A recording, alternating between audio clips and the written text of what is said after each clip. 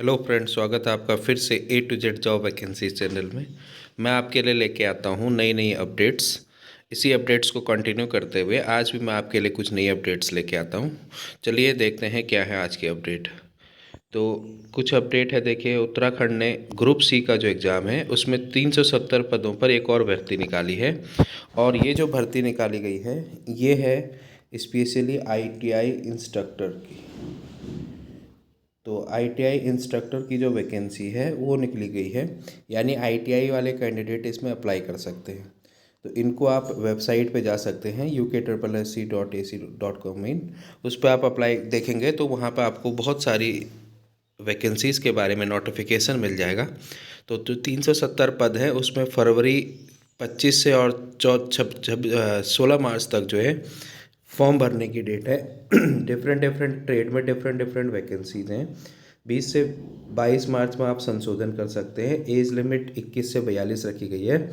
और जो वैकेंसी आई है वो विद्युतकार, अनुदेशक फीटर, अनुदेशक इलेक्ट्रॉनिक्स, वेल्डर, इन सारे पे आ रखे हैं। कला गणित के भी 18 पोस्ट हैं, ड्राफ्ट्समैन के भी हैं, फैशन डिजाइनिंग की भी है, टेक्नोलॉजी में भी है। और ये जो वैकेंसी है इसके लिए सबके लिए जो है आईटीआई ज़रूरी है। तो ये आप अप्लाई कर सकते हैं। और अगर आपको कोई इशू है तो व्हाट्सएप नंबर और ईमेल आईडी है आयोग की, उस पर आप कांटेक्ट कर सकते हैं। तो इस तरह से आईटीआई वालों के लिए काफ़ी टाइम से कोई वैकेंसी नहीं आई थी, तो ये वैकेंसी आपके लिए अच्छी हो सकती है। उसके बाद एलटी की आपको पता ही है कि कल भर्ती की सूची जो है वो जारी कर दी गई है। और अभिलेख सत्यापन की यानी डॉक्यूमेंट वेरिफिकेशन की जो डेट है वो 21, 22 और 23 रखी गई है। और ध्यान रखिएगा इस बार रिक्त पदों के सापेक्ष 1.5 गुना अभ्यर्थी को बुला दिया गया है। तो बार बार डॉक्यूमेंट वेरिफिकेशन ना कराना पड़े, तो पहले ही 1.5 गुना अनुपात में विद्यार्थियों को बुला लिया गया है। अब देखिए नेक्स्ट देखते हैं कि क्या है। तो उत्तराखंड चयन आयोग ने कुछ परीक्षा की तिथियों में भी बदलाव किया है। तो क्या किया है कि 18 जनवरी को जो विज्ञापन जारी हुआ था व्यायाम प्रशिक्षक का, उसकी परीक्षा तिथि थी 29 फरवरी। उसके स्थान पे उसको कर दिया गया है 26 फरवरी। तो आयोग काफ़ी चेंजेस कर रहा है। तो जो व्यायाम परिरक्षक है उस व्यायाम वाले की, तो उसकी जो परीक्षा होगी शारीरिक परीक्षा वो होगी आपके पास 26 फरवरी को। और जो आपके पास दूसरी परीक्षा थी जो 19 फरवरी को होनी थी, किसकी? युवा कल्याण एवं प्रांतीय रक्षक दल अधिकारी की। तो उस परीक्षा को कर दिया गया है 27 फरवरी, यानी एक को पोस्टपोन कर दिया और एक को प्रीपोन कर दिया है। तो एक प्रीपोन्ड हुई है और एक पोस्टपोन्ड हुई है।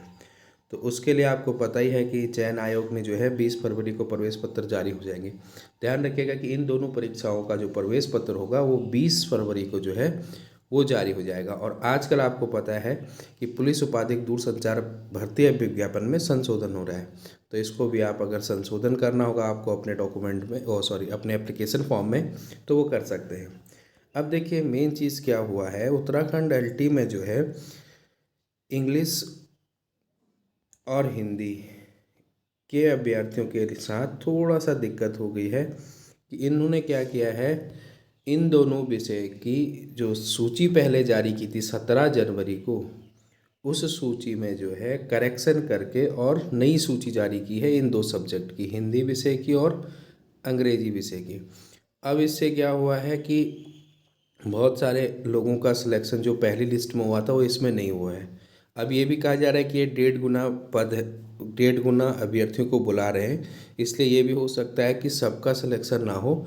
धीरे धीरे करके दूसरी बार आप डॉक्यूमेंट वेरिफिकेशन की लिस्ट के लिए इन्हीं में से सिलेक्टेड कैंडिडेट को बुलाया जाए।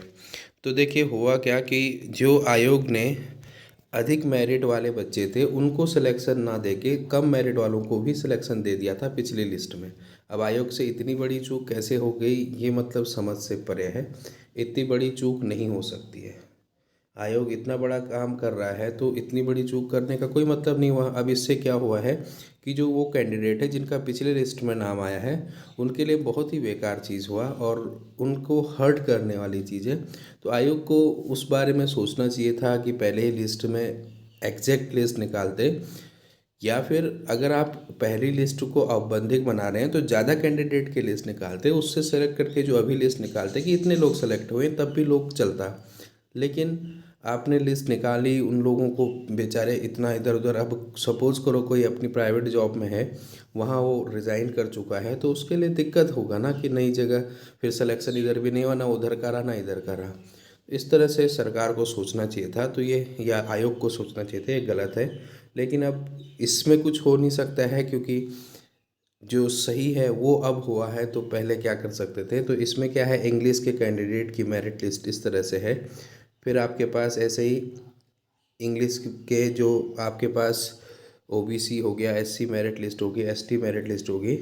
फिर इसके बाद आपके पास ये है हिंदी विषय की। तो इसमें जो है ओपन कैटेगरी में 66 मेरिट गई है।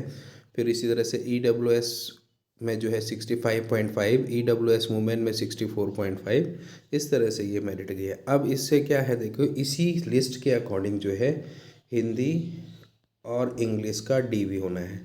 तो हिंदी और इंग्लिश का जो सीरियल नंबर होगा वो इसी लिस्ट के अकॉर्डिंग आप लोग देखिएगा। आप लोगों का नाम इसमें है तो तभी वहाँ जाइएगा। दूसरा क्या है, देखिए कि क्या इसके बाद भी एलटी की वेटिंग आ रही है। तो वैसे ही ये 1.5 गुना बुलाया गया है इस बार।